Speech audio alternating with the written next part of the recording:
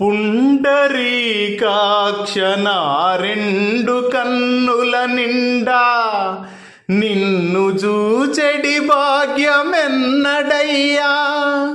వాసిగా నా మనోవాంఛదీరెడునట్లు సొగసుగా నీ రూపు చూపవయ్యా.